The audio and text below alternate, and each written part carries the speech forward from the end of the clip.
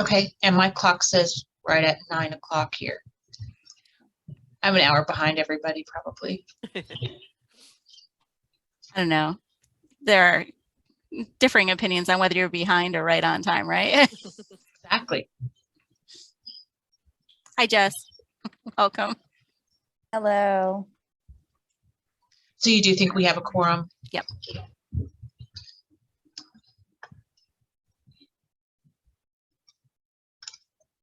We do. Just. All right, Patron Services Committee, let's call a meeting to order at 10:01 a.m.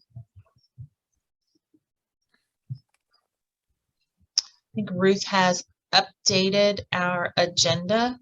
I did. I updated it since I sent it out to add just a moment ago, the committee elections update under new business. And then I also received an email from Robert, I'm going to say his name, but it might not be right, Neuenschwander from Warren Public Library, who I anticipate will probably be here in a minute to talk about possible Evergreen, Indiana promotional campaign, what that might look like. I think that's it.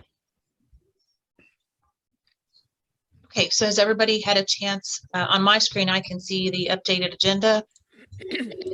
Everybody had a chance to review that? Do I have a motion to approve today's agenda? I motion to approve. And I'll second. I believe that was it Darla Yes. as the motion and then Julie as the second? Yes. Okay, and then And I'll scroll down to the minutes. the minutes were also sent out. Hopefully everybody's had a chance to review them.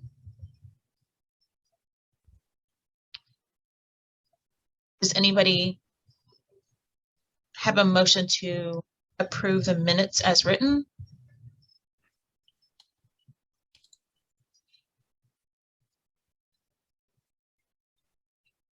I'll motion. And that was Darla again. Yeah. And I'll second it. And Robert Was is on Katie. his way in, and that was Katie as the second.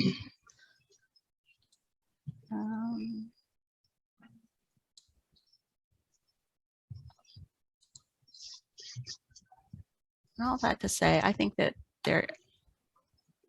I'm not sure that our committee contact list is 100% correct, Nick. So I'm going to need to. I'm realizing that as I'm going through Yep. everything. So I will update that based on last year's. Apparently it didn't get updated completely from last year. Yeah, I'm taking a look at some names and Yep. the math ain't mathing right now. So Exactly. do we need to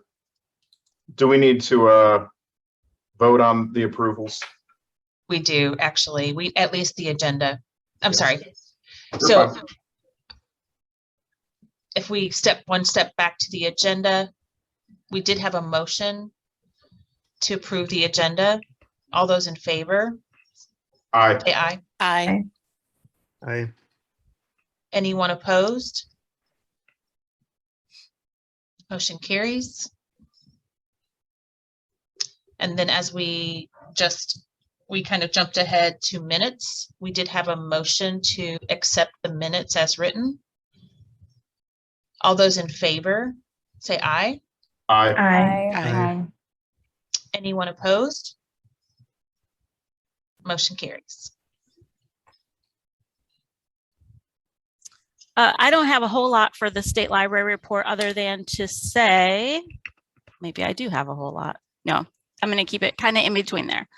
So Britta Dorsey is here today, and Britta is going to be joining the Evergreen, Indiana admin team on July the 10th or 11th. Britta, what is your onboarding date? I have a calendar here. I can actually look at this. So she will be taking my former role as the training and support administrator, and I am the coordinator. I'm not sure that that's terrible. A whole lot of actual news there other than Britta. Britta is the news. And I am very excited. She will be onboarding on the 11th of July. So we'll start her orientation on the 12th in terms of being in the office. We're very excited about that. She brings a lot of expertise in a lot of areas. So yay. The other thing to let you know that since all of these things have happened, it's been a while since this committee has met. Jeremy Murray, who was previously the state projects developer in the office here in the MIS office, is now the MIS supervisor as well as the Evergreen Indiana system administrator. And so he is getting support from Equinox. We have contracts in place to provide him with that support. And we also have extended help desk support through them so that I can submit tick if it's something that we can't handle here in the office, which isn't a whole lot, but every now and again, there's a thing. I'm going to also let you know, and this is going to be the thing that's going to make some of your hearts drop. Bob Jackson is retiring at the end of August. So he has put in his formal retirement announcement, and that allows us then to proceed with finding a replacement, although we know that he is irreplaceable. So we are sad and happy all at the same time, but have all of those support pieces in place. And there have been some significant successes here in the office as we kind of begin to take on some of those things in the interim. And so I feel very confident about the place where we're at right now, as well as where we are headed. One other thing, I'm sure that the other thing that you will see an announcement come out in the updates today is that the executive committee did vote on the 2023 membership fee structure. And so we'll be sending out that information, basically a blurb that says they voted on it and approved it, but then I will be sending emails to the director contacts that I have, what that actual fee will be for your library. They won't be invoices. This is just preliminary, but just as a heads up, because I know budget season is right now. And then the other thing, there are so many other things, but I don't want to overburden you in that. I think I'm just going to say that's that right now. If you have questions about anything, we can always talk about it, but there's lots and lots. All good things, as far as I know. I'll just go straight into training. So Britta is coming on as our training support person, and I am not going to just throw her into the deep end. I will say too, I'm very confident that she is actually a better trainer than I am, but we're going to be working together to decide what is best in terms of how the trainings are deployed, what is necessary, and how she and I can work together to make that the best it can be for the consortium. There will be a full round of Evergreen Fundamental Skills courses in July that I will, of course, continue to provide those, and have Britta will be there essentially seeing what I do, but really only so that she can critique it and decide what she wants to do. Definitely not to say, oh, that's the way it has to be done, because I don't know that it's being done in the best way at this point, and it can always evolve anyway.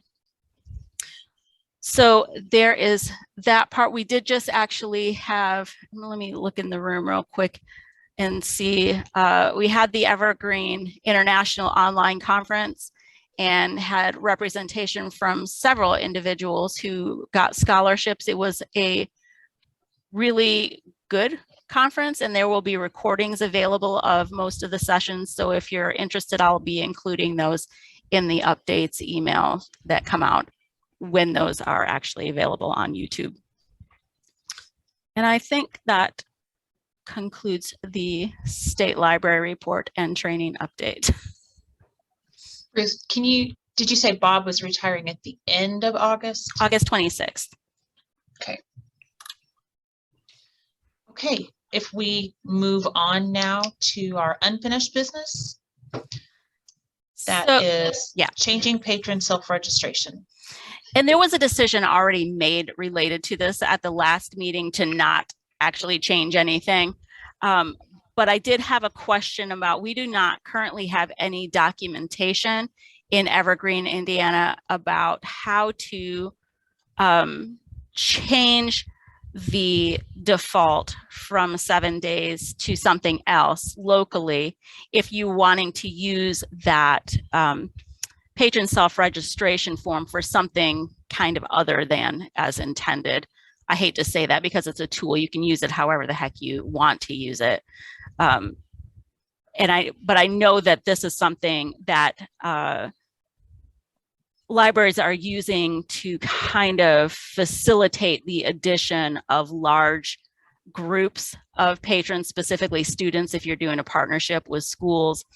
And that 7 days, again, we already talked about that, is really too short to go from those pre-registration registrations to a full registration when you have to go in and add the additional information. But I wanted to get your feedback on where we should put information about how to do this if you want to, or if you just want it to stay the same. Does it Is our- require, sorry, No, go ahead, Julie. does it require local admin permissions to It do does. it? Okay. It does.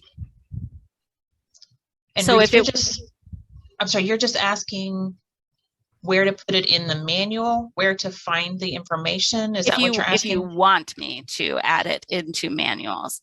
If it is in the circulation manual, it will need to actually link to the local administration manual, because as Julie points out, it does changing a library setting, which this is a library setting, requires local administration permission.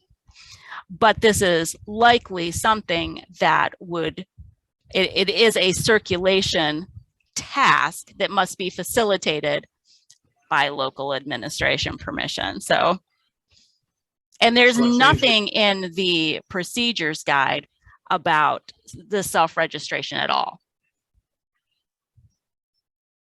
Which I think there does need to be something put there about self-registration, whether it includes this alternative use. I don't know. Nick, I'm sorry I interrupted you. No, it's fine. So just for minutes, so there would be modifications to the circulation and local administration manuals. If you want, Okay. if this committee wants that. So are we asking for a motion? What are we asking for at this moment? Your ideas. Just discussion? Yes. I think it definitely needs to be added. If it's an option and people can use it, I think we need some instructions. I agree. I agree as well. Do you have, go ahead. I'm sorry. And it might not be bad to put it, obviously it needs to be in the local admin, but then put it in the circulation training just as like a reference of like, by the way, you can do this. Because I could see like if someone doesn't have local admin access and they want to do this, but they might not know it exists because they wouldn't look there. That wouldn't be bad.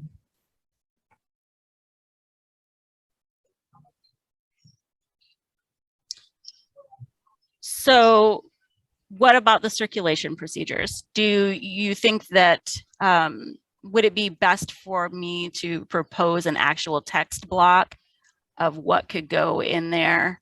I think so. At least to mention that self-registration exists and, Yes. okay. Yes. I think so too. This is Courtney. I think that if it's a tool that can be used in many different ways, we should explain those many different ways. The end. Okay, thank you, Courtney. So do you want to come back to the next meeting with the text block? Is that what we should do before we make a motion to add it? Yes. Okay. Yeah, for that and for the proposed changes to each place. That would be all something that the committee needs to discuss and vote on. So I can actually send those things out prior to that meeting so that you can look at them, Great. comment on them. Okay. Are we, is unfinished business complete?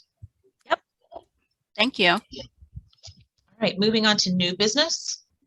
Committee elections update. So as you all know, and may or may not have, you're closer or further away from this issue, but the elections this year for committees were pushed back because the annual meeting was,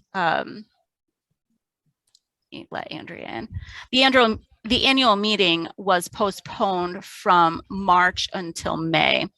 And of course, that is when the slate of officers or nominations is accepted prior to the ballot being able to be released. And so, and there is a 30-day voting period that's required by Evergreen Indiana bylaws.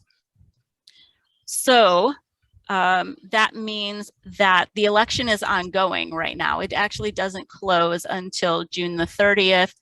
And I sent out reminders yesterday to all of the libraries that I hadn't received ballots from yet. There were about 70. So if you received one, please don't feel like you were alone in any stretch of the imagination. And I did receive probably 15 back already from that, that call, but we do need to have in the contested elections, we do need to have a 50% vote for the winner. So there has to be a majority vote for, and I believe there's actually only one that is contested this year. So, but until that actual race, somebody gets 50%, I can't say where we're at actually in the process. So all that to say that whereas your terms would have ended at this meeting, if you were one of the people going off of the committee, sorry, Sherry, that it will be extended to the next. There is the, and Courtney as well, and there's one other person that I'd have to double check. I'm terrible about if I write something down, I don't actually keep it in my brain, so I have to refer back to the thing I wrote down or is in a form. So there is the option, and I mentioned this before we had called to order, that if this committee would like to call a special meeting in between July 30th and the next meeting, because I know we have an extended time between there, solely for the purpose of installing the new committee members. That is a possibility. That's completely, of course, up to this committee to make that determination. And one of the things that that would allow for would be to keep the officer schedule on schedule, because it happens the meeting after the new committee members are installed. So, but it's not necessary. It's not the end of the world if it all kind of gets pushed a little bit. So really is up to you, but that's where we are in terms of the committee elections right now. Ruth, can you remind us who on this committee is leaving? Sure. Just added this handy dandy link to the agenda. And you'll notice on Patron Services Committee, and Nick and I were talking about this, this is not 100% correct. Katie is not on here. Andrea has the wrong last name on here. I'm not entirely sure what happened, but I'm going to address all of that as soon as we get out of this meeting. So it is Courtney is going off of the committee this year. Lori Durbin is going off, and then Sherry. Sad face.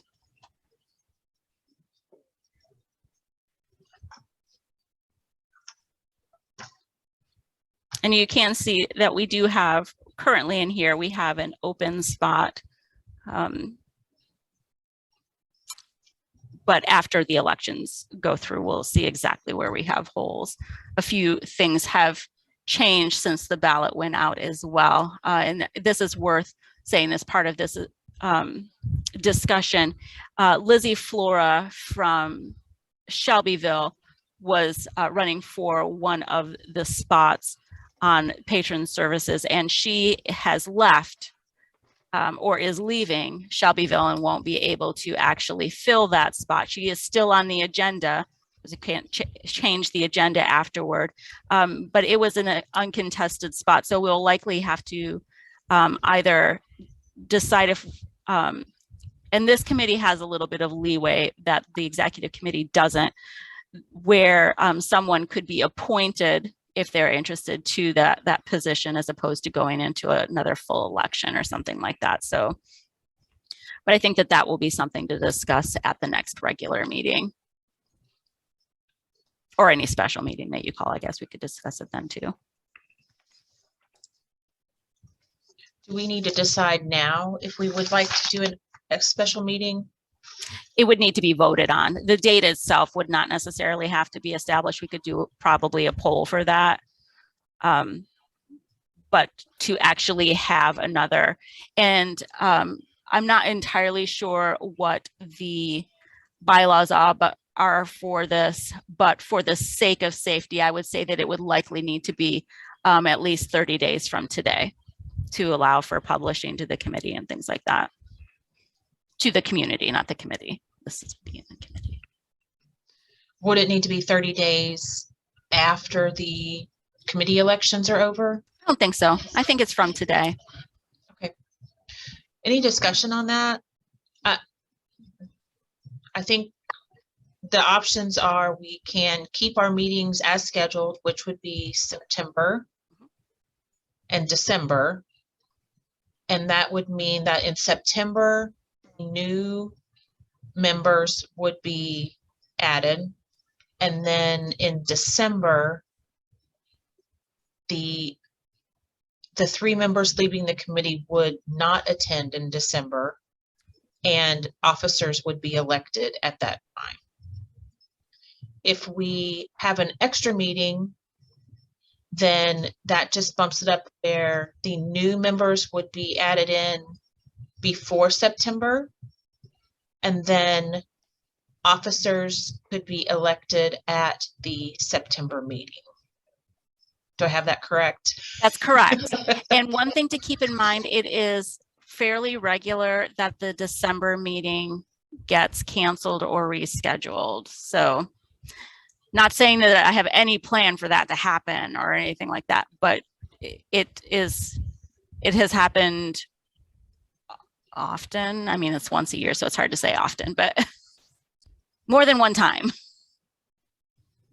If virtual meetings are still an option, it's easier not to cancel.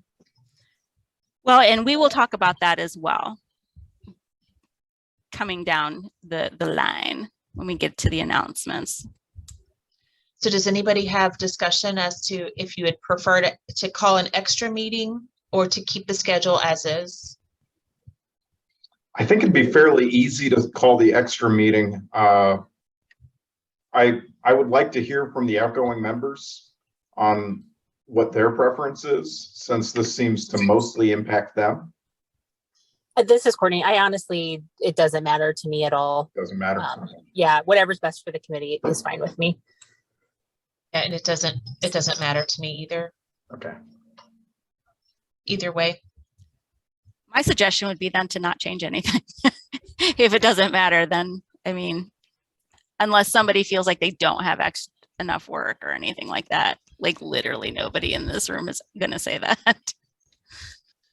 Okay. Unless, but not my opinion. If you want to call a meeting, I'm glad to be there and set it up. Okay, we will, anybody going to make a motion to add a meeting? Okay, we'll keep the schedule as is. We will install new members in September and then officers in December. Cool. Okay. Okay. Moving on to new business B, adding 14-day long duration to video game. So I'm going to bring up the circulation matrix real quick. Let me close that context list. And this is just always too small. I'm going to see if I can make this a little better. There we go. Can you see that all pretty well on your screens? Okay, and you also have the link. So this came to us from Thorntown, and they requested one of the circulation durations be changed to 14 days, so long duration. And of course, they're to the video game circ mods. So I'm gonna scroll down there. And these, I believe, and Britta, you can disavow me of anything, because there are, of course, there's software gaming, but I believe that this had to do with the transiting types here, these last video game and video game M-rated, where all of the circulation durations are 7 days. So we do have the option to actually adjust them to include that. But that would require a vote from this committee to actually change that. And their request is that the long duration, or option 2, be adjusted to 14 days from the 7 days to provide some flexibility in there.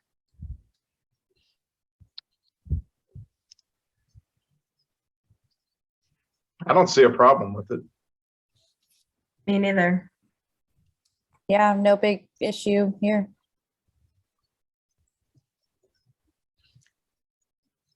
So while we're in here, I do have the question. I don't think that we should change the default, obviously, but we also do have the option to change option 1 or option 1 and 2.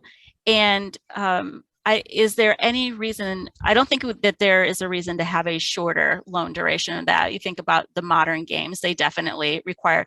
Is there any reason to have a longer duration, like a 21-day duration? I also see an argument for that. As you said, some of these games take a long time, and I think there's full disclosure, we don't have video games in our collection, so I don't really handle that as a complaint, but on the surface level, I can see an argument for it. If you look, go ahead. I'm sorry. I think if it's just an option, if we're just giving that 3 different options, I think that's a good thing. My thought is, if you look up at software gaming, first of all, I know that new titles are another issue, and those are going to be ones that you're not going to want to have transiting, I'm assuming, anyway. And so there is that option for software gaming new, where it has that 3-day duration. But the software gaming durations up here are 7, 14, and 21 days. So I think, from my perspective, applying those same durations to the transiting ones. And I mean, if you all approve that, I can do that today. Are you thinking of changing the renewal count to? I'm not thinking of doing anything. This was a request. I was not thinking about the renewal count. I was just really thinking about the duration and the ability to transit. So when I requested this.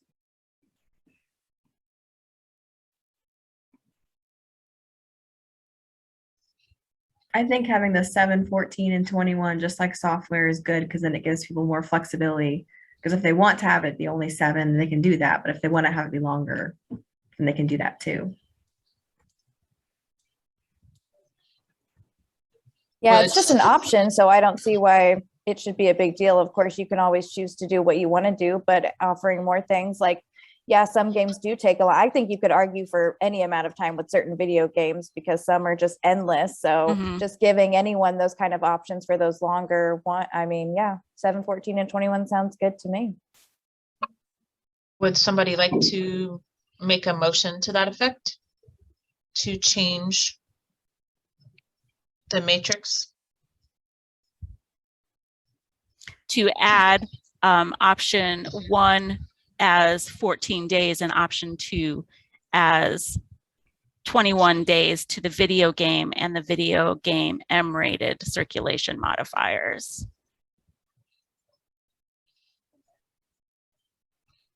I make a motion to add 14 and 21 days to the circulation matrix for the video game and video game M-rated. I'll second.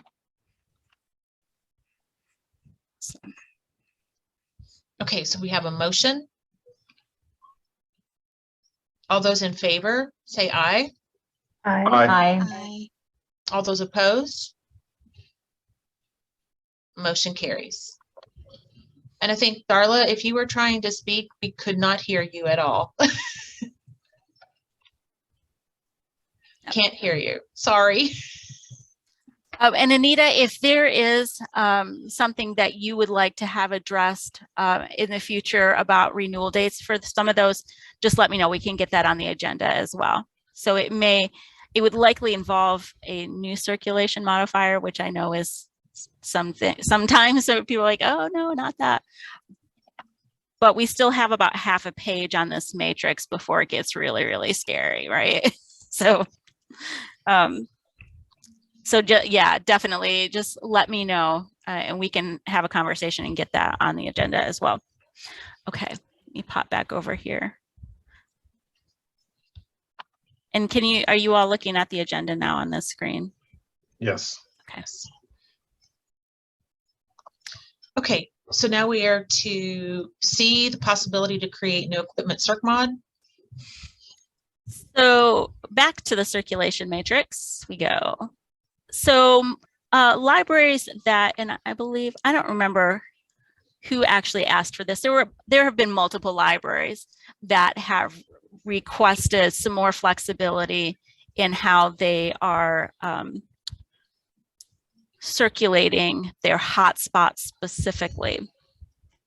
And most libraries are using the equipment circulation modifier for that, which does allow for one renewal, but it doesn't have auto renewals. I'm not entirely sure why that decision was made, although I could make an argument. I mean, I could spin an argument up in that where you want somebody to actually call and be actually engaged in the process of renewing it. But there was a request for more renewals or some more nuanced circulation for hotspots specifically. I don't have a recommendation for this, but I do know that people in this room likely do have some comments about that. And so I would like to hear that. I don't think, because equipment is so broad and it was decided to be that broad, I don't think changing those circulation modifiers is the answer. I do think that if there needs to be something that is more tailored toward a hotspot, that it needs to be its own new circulation modifier for that. So I guess that is my only recommendation for that. And Ruth, if the committee wants to add that hotspot circ modifier, to the group, how would it look any different than the current equipment I have no idea. That's what I want to know, how you would want it to look different. I know one of the requests was that there be an option for more renewals for that. Which I know in most cases, that's not, it doesn't even really matter because somebody else has it on hold. And so you're sending it out the door. So I'm not sure I suspect fairly niche case for those renewals to come in unless they're being checked out to staff. And they want to actually, if it's for a staff use only or a specific use hotspot that isn't available for patrons to place holds on it, and they just want to actually honor a circulation policy, which I'm a fan of for staff. That's a possibility. And it may also be something to do with extended durations for that if they are borrowing it for more than 21 days or something like that. So I'm just curious as to how many times that actually comes up personally. I don't know how they're getting them back in the building if they want them to go out longer. We do 1 week with one renewal and I can't get ours to come back with that. So I'm just like, oh my gosh, you want to give them a longer chance? From my personal standpoint, no, I don't. Because exactly as you say, I mean, I want those things to come back quickly and I want as many people to have the opportunity to use them as possible.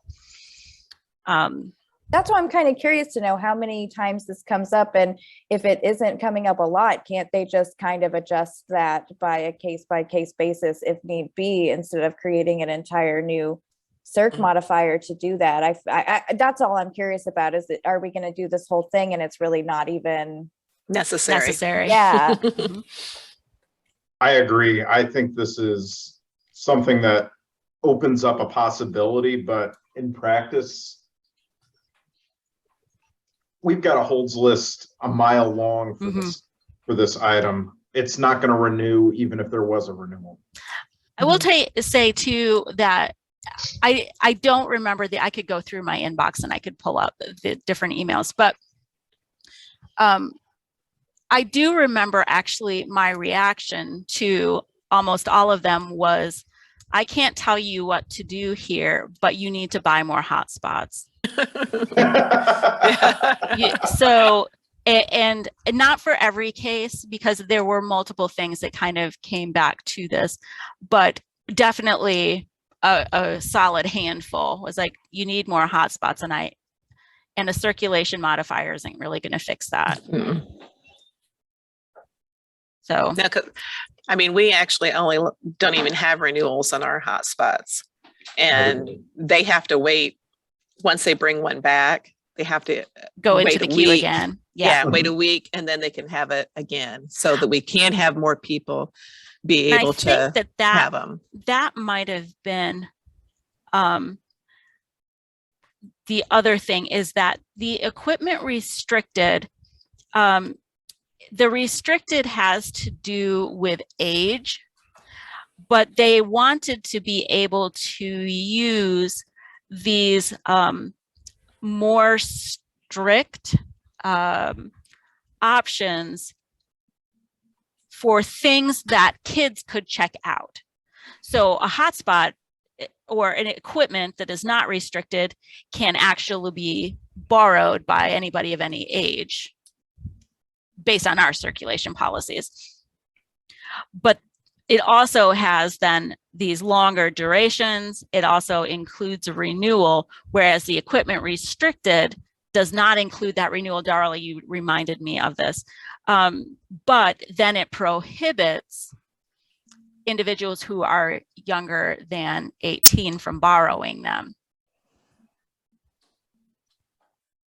And I believe that's what we use. And the only thing we do too is makes it complicated, but I don't know how to get around this, is that we actually keep a spreadsheet that, has our holds on it. And we have to, check when we put somebody back on hold, when can they, get that week in there. But, that's just what we do to keep track of that. But But yeah, I think that must be how we have ours set up, because it doesn't have any renewals, and we don't allow them to be holdable through the system.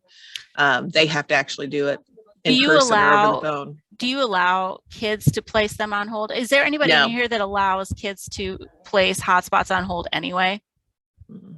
We Have to don't be allow 18. anyone I to think put they- ours on hold. They Okay. can in theory, but I don't think there's a single kid with it on hold right now, actually. Because this is something Actually- that could be overridden. Yeah. Sherry, what was your comment? No, Sorry. I think actually we do allow 16 and up for our hotspots. So that's, it comes down to when they come to check out. So I think that it does allow a person to place a hold on it, with a juvenile card. Only, it doesn't allow them to do it themselves. A staff member could do it for them. I mean, I don't think we use the restricted. I think we just use equipment. Oh, I see. Okay. We In that also case use then. regular equipment. Okay. So it sounds to me like we're okay as is unless there was a specific but broad enough use case to go further, and we don't have that right now. I'd need to hear an argument from somebody making this proposition. There was Because- something in chat We would that, be interested in that for other items than hotspots. So are we talking stuff like board games or cookie cutters? Library of things items? Yeah. And I can see an argument for that, certainly. I can too. I mean, we've got a set of bongos that goes out, but And there's how no are you automatic renewal on it. So yeah, how are you cataloging that? Are you cataloging it as Realia? No, because that would have a renewal on it. hold on. Kit Hold does. on. Anita, are you thinking of adding another equipment restricted, but like similar to restricted, but not by age, but just with those options? I'm sorry, I know I'm not on the committee, but the equipment restricted, the Evergreen looks at their birth date. Mhm. So that's an extra restriction, and you've got the age group from 13 above that you'd like to let them use, and that's back to the hotspot, like to let them use a hotspot. But we also have multiple items in the library of things not appropriate for that age group, but we would like to restrict it with the same checkout options, I guess, as the restricted, but not, I guess I Not by said that age. backwards. It's, yes, if there were similar restrictions for like the museum pass, that type of thing. So for like Kit or Realia, you actually want to have a restricted Well, circulation. Can't we just suggest the equipment restricted parameters, but don't check the birth date? Right, that was the suggestion that we were talking about. Is it Because we don't want it to transit. We definitely don't want auto renewal on things like hotspots, because they can take that up to the self-checkout. Mhm. And although there are holds on it, they'll still attempt that, think that they scanned it, so it automatically renewed, and they'll just walk out the building with those items. So the issue is the equipment restricted has too short of loan durations. Is that correct in saying that? No, it's that the age is also involved. If you have I something that see. you want a young person to be able to put on hold or check out for a short length of time that does not transit, there are very few other circ modifiers that qualify for So that. essentially you'd want another equipment circulation modifier that was That's named differently, Just a suggestion. but it would have the same parameters as the equipment restricted, except for the age check. Correct. That's how I understood it. Thank you for your time. Thank you.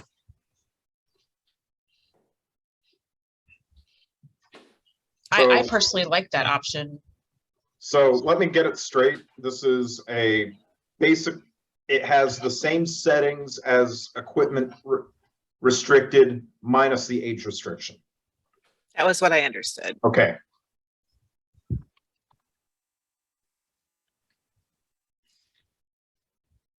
So,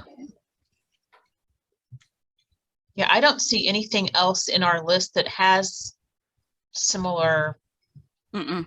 parameters. So, I could create a circulation modifier, like equipment extended, even though it has shorter duration, or equipment short. Or equipment limited. Oh, limited. Equipment limited, I like that. I like that. Yeah, good. Yeah, limited is good. Okay.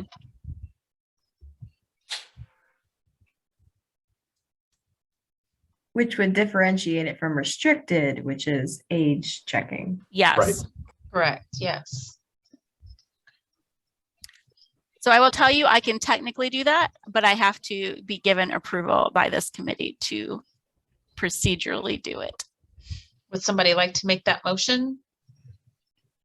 I can make a motion to add a new circulation modifier, equipment limited, which has the same loan duration and everything as equipment restricted, minus the age restriction. I will second. All those in favor? Say aye. Aye. Aye. All those opposed? Motion carries. Fantastic. Thank you Thank for your you. feedback as well, Anita. That was very helpful. Okay, this is an old issue for D. And I don't remember the library that brought this, which is why I didn't actually include it in there. But a library received a shipment from another Evergreen library that included lithium batteries in it. And right, which obviously is not supposed to be going through Info Express anyway.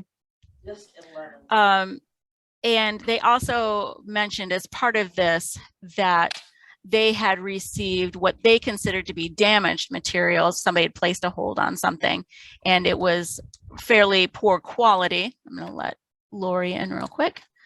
And they wanted to know if they could refuse that shipment, which the answer is yes, but I don't know that a lot of our libraries realize that they can refuse that shipment. And I wasn't sure. I'm fine with sending out a reminder via the updates or things like that. But if there was another mechanism that you wanted me to use to let libraries know that just because somebody sends something to them, they don't have to accept it. And they're not obligated to circulate something to a patron that they feel is of inappropriate quality or whatever. They're also not required to, how do I say this? They don't have to fix the other library's mistake. So with that lithium battery issue, it would not be appropriate to send it back to the library via Info Express. It is really out of the goodness of their heart if a library wants to spend shipping money to ship it in that manner. They are not obligated to drive to another library to drop it off in a safe manner. And so what might be the mechanism for the library that owns that thing to get it back without putting the onus on the library who received it or had it show up?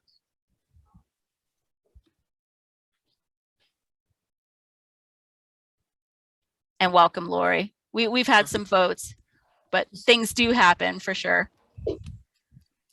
Well, in regards to the damaged, if you receive something that's damaged, Under in the evergreenindiana.org page under forms, under member resources, Mhm. there is the damaged transit item slip, Yes. which does have the option, which we use this sometimes, damaged item received through Info Express, and you can say you either checked out to the patron and noticed the damage, or you retarded the hold and returned it there.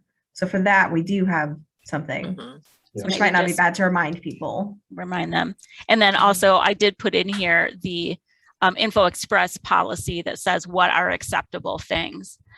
So would it be appropriate to just send out a reminder that the damage slip exists? And I can't remember what library first, I think it was Plainfield that actually Mary Glazer put that together years back. And then we made it more useful for the whole of the consortium. So to put that as well as the Info Express policy for acceptable materials and an update, does that seem appropriate? Mhm. Yes. Yes. And as They're far going to as, be, sorry, Is it going to- go ahead. is there Robert. going to be a kind of a, not honor system, but just like an understanding, like if we're going to refuse an item based on damage, it needs to be almost falling apart. Because we've gotten some slips back for some of our material where it's very, very nitpicky type stuff where it's a library book. It's not going to be in pristine condition. Yeah. And we're not going to replace a book based off of this nick and this cut. It's So I it's don't- essentially the honor system. And I will say too, if somebody is requesting your item through Info Express in the Evergreen transit system, and they don't accept it to circulate, you're not losing anything on that. Mm-mm. So you still get the transit statistic and they don't get the circulation statistic. So there's that part of it. You do not lose anything, and no, you are not obligated to replace an item that you feel is appropriate to keep in your collection. They just have to, they said, hey, I don't want to check that one out. I'm going to get another one. Cool. Peace Yep. be with you. I mean, that's what we do. We've had to send a few back because, the spines are so broken or the cover's completely falling off. And we just send it back unacceptable for circulation. And then we just replace the hold on another volume, Yeah. And Yeah. And the thing is too, of course, we know that the hold targeter is going to just target whatever. It may not have been something that there are libraries that have vastly different collection development budgets. And so and I'm thinking ones I don't want to call them out, but there are some libraries in Evergreen, Indiana, that they get their books from book sales and donations and things like that. They don't actually have a collection development budget. So of course they would keep something longer, and they're doing what they should as part of a resource sharing consortium, making their things available. So so I think that the way that you framed that, the honor system, and also having some grace, which can be difficult when we're very transaction based a lot of the time, and something not taking it personal. that's, I just wanted to say that in our collection, we have things that are super, super old, and we have quite a few things that are the only copy in the system. So we often do send it to another library, even though it's in poor shape, to give their patron the opportunity. chance. And if they refuse it, that's fine.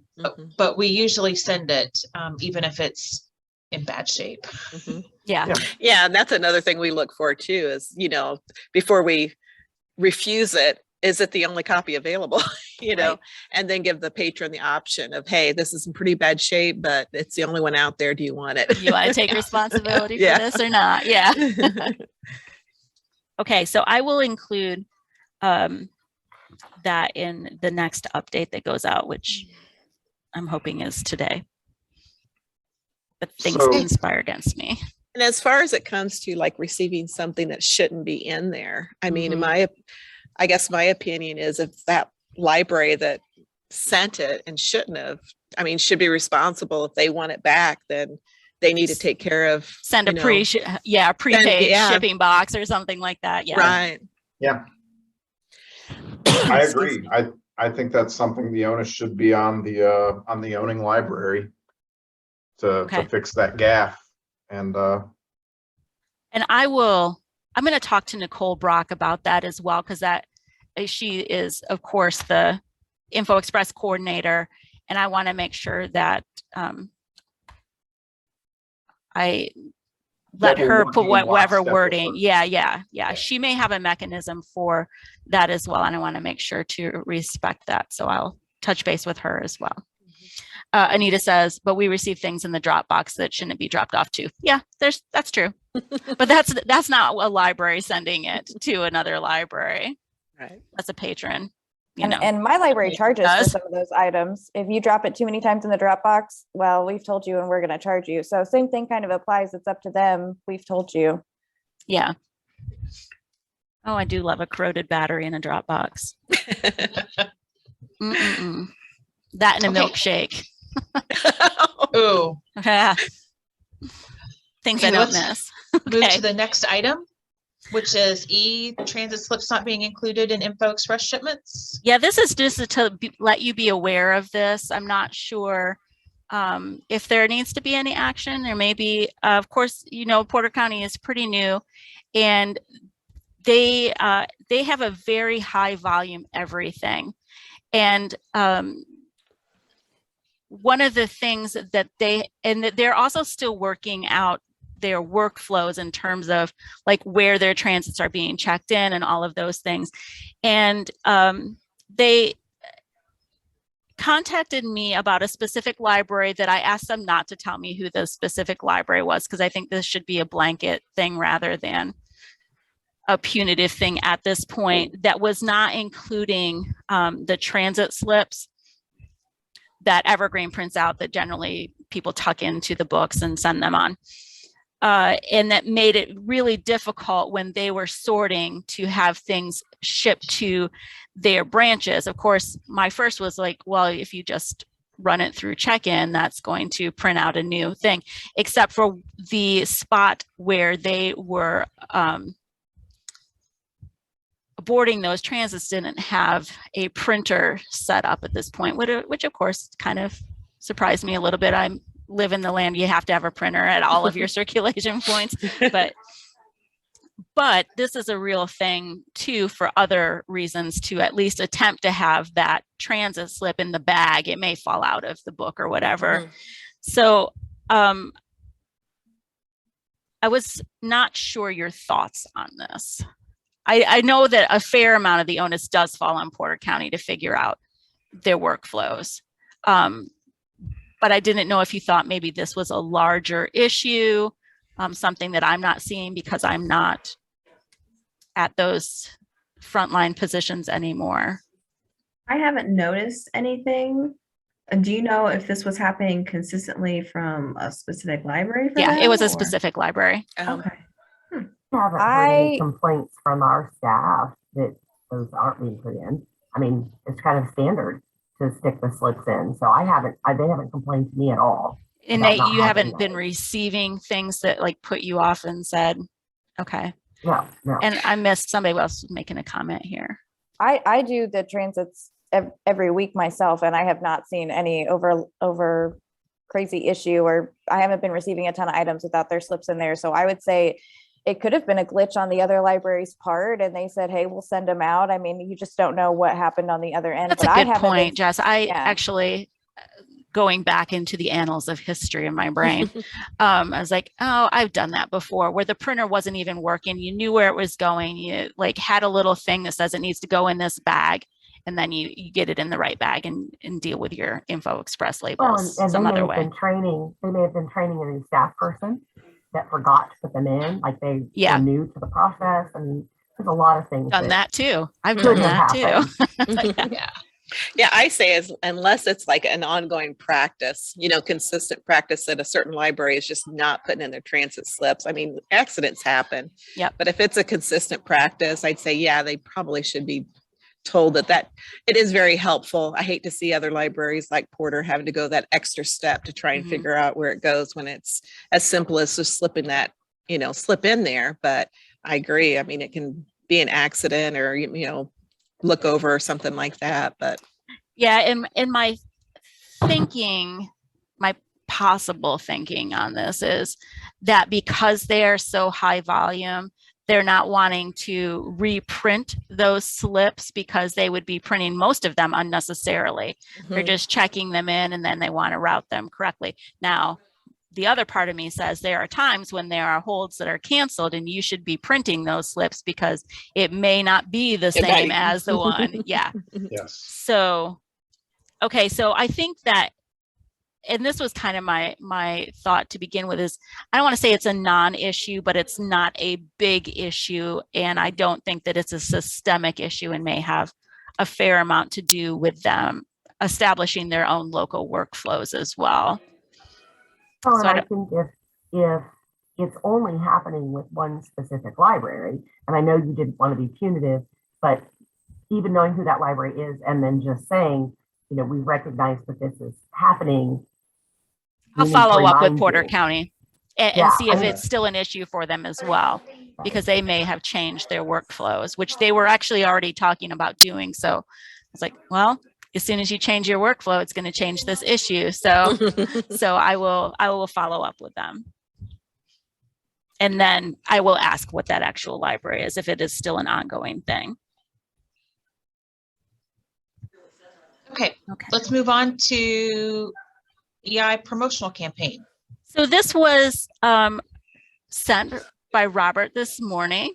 There had been a discussion, I wasn't part of this discussion, having to do with ways to identify your libraries as Evergreen Indiana libraries. And I know that at one point we sent out the window clings, which is kind of, I mean, it's a thing. It's not a big thing, but it is a thing.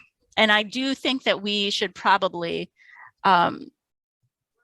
make those more available. And I'm going to look and see if our file is still on there, because we definitely need to have those for any new Evergreen Indiana libraries. And that stock is depleted, but there may be, I mean, it's been a long time since those came out.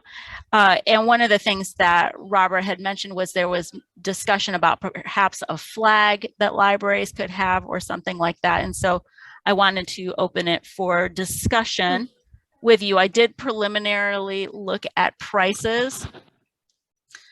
There are some things that Evergreen Indiana as a consortium can purchase and give to you. Well, not really give to you. You've paid membership fees, so, you know, pay back to you. I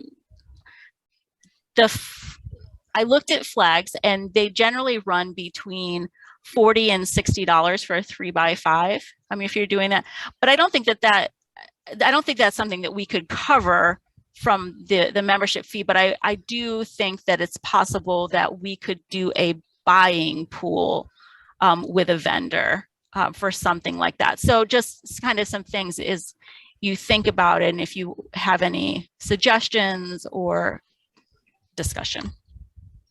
I'll shut up. I think So- even a smaller, I think even a 2x4 is good. I'm just thinking about where we would put it. Yeah, me too. 3x5 is pretty huge. Mm-hmm. Our flagpole doesn't have the room for a second flag.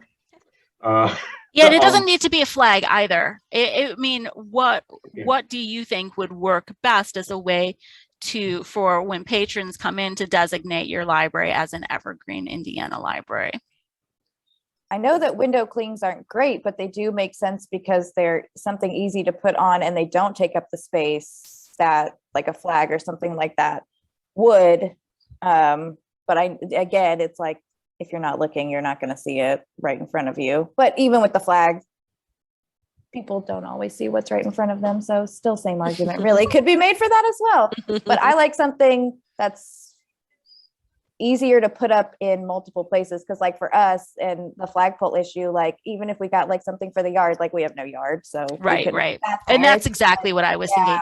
We have had patrons ask if there was some way to identify from the road. Oof. If they are traveling in a new city, is there some way to right away see it's an Evergreen and their card will work. There would not be a visible clue, but there is that information in the app. And there is on the map itself is available from the OPAC. But one of the things that also came to mind was that we could look at beefing up our graphics portfolio to have higher quality graphics, so that if you at your library decided that you wanted to do something, we could have an actual design sheet that said, this is how you can use this logo, this is those types of things. And so that you could put together your own promotional campaign that fell within the expectations of how to use the logo and things like that. And however the heck you want it to go. I like that idea. And that way you can actually, customize it to your purposes and have different options. So I will look at that. I don't know that that's something that needs to be voted on. As something that I thought we had an older style guide. It needs to be updated, but if we can also have larger file sizes and maybe some more options, that might be helpful for, and then you can just pull it and use it within those guidelines. I think that would be much better, because one library's from the road is so different from another library's from the road. Like, I know that that's just not applicable at our main library, and even our branch would be easier, but still, if we had something and we could just slap it on whatever works best for us, I think that would My be thought from the road was driving on 70 and you have to be able to see it from the Billboard. interstate in like, I'm like, we can't afford that. Yeah, hang it up on the sign with the on the welcome to sign with the Rotary and Mason symbols. Oh yeah. I personally, I do like the idea of like a yard sign or something, because those are super expensive to buy individually. So if there was even just some research to find out cost to do a group buy for some sort of yard sign. Not that it has to be offered, but if we could know cost. Sure. Well, and the thing is too, what would you envision seeing on it? Would it just be my community as an Evergreen, Indiana Library Consortium community? I mean, ILF did, I thought, a great job with their Love Your Library campaign, which does not say ILF on it at all. So the content is, what do you envision being on such a thing? And those are pretty inexpensive to do as group buys, by the way.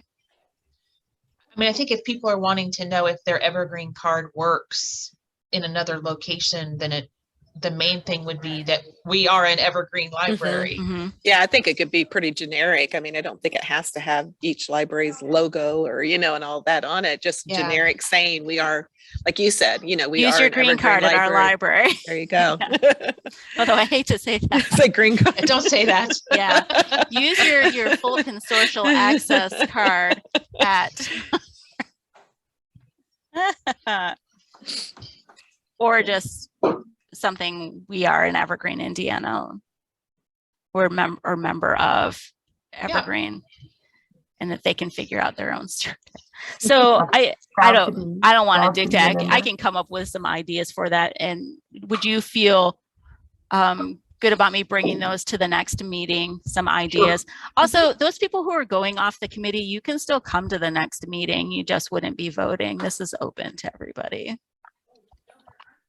Just saying. So, and we value your input. Case in point, Anita. Okay, so I will bring some yard sign ideas. I don't even want to call them options, but ideas to the September meeting, as well as a draft for the style sheet. And then I'm going to look into ordering more of the window clinks, because I think that has been a valuable thing. I know it was at both of my prior Evergreen, Indiana libraries. And as you say, Jess, you can just slap them on a window. They're super easy. And then you can move them around and you don't have to clean like gooiness off of the window. And know we have one on our front door, but I can't remember. How big is that? I'm looking at one right now. I believe it's 4 by 12. Okay, so it's bigger. Isn't that terrible? I know we have one on the door. Do you think that that is actually, hold on. I'm just going to get it off the window because I can.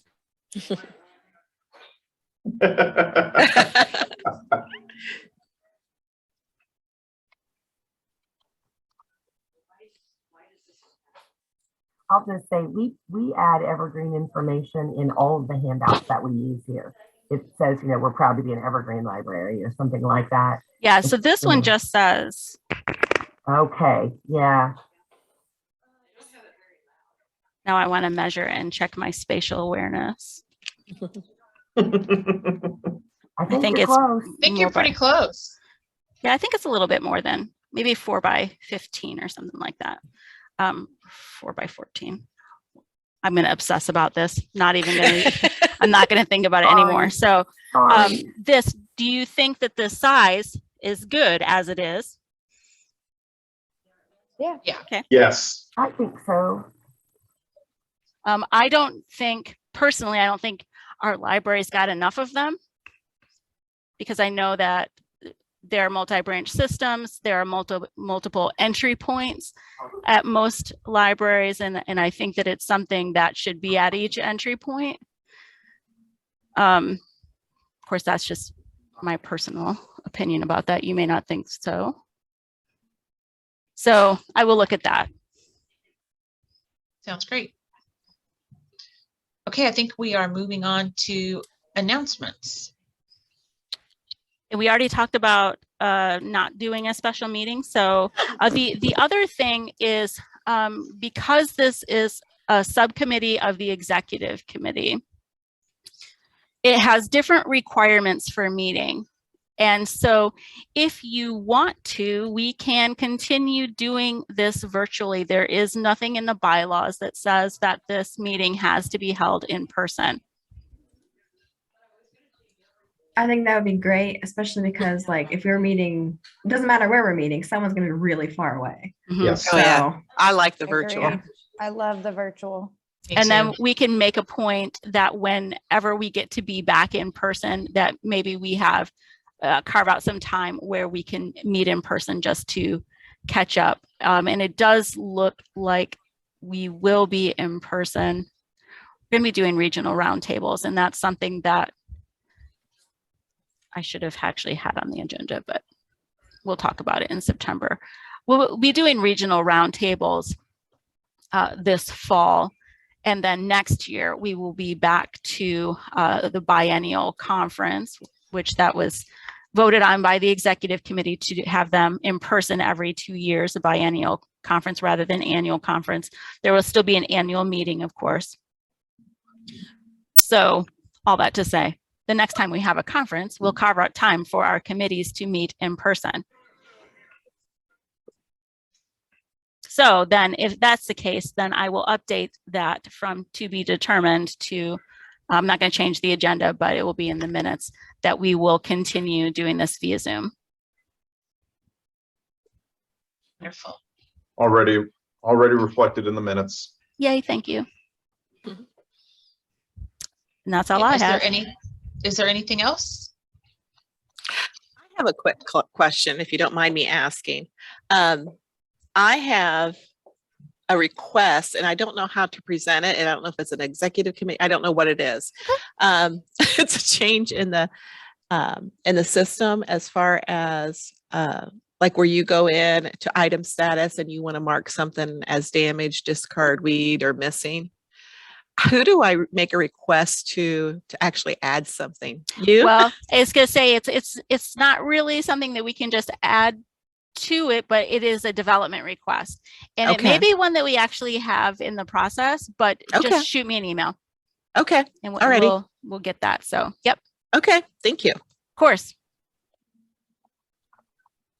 Anyone else? Thank you all for attending today. I'm glad that we all made it. Yes. Thank you, Opposed to everyone. last time. Sorry I was so late.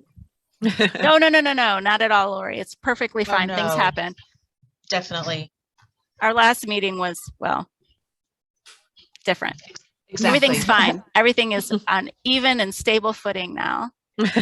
Except for I do want to, those, and Julie, you are affected by this, maybe only Julie, but I'll let you know.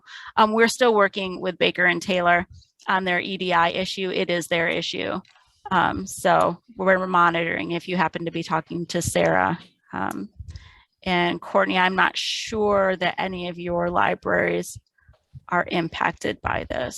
So, but ongoing issue. Hopefully it'll be resolved sooner rather than later.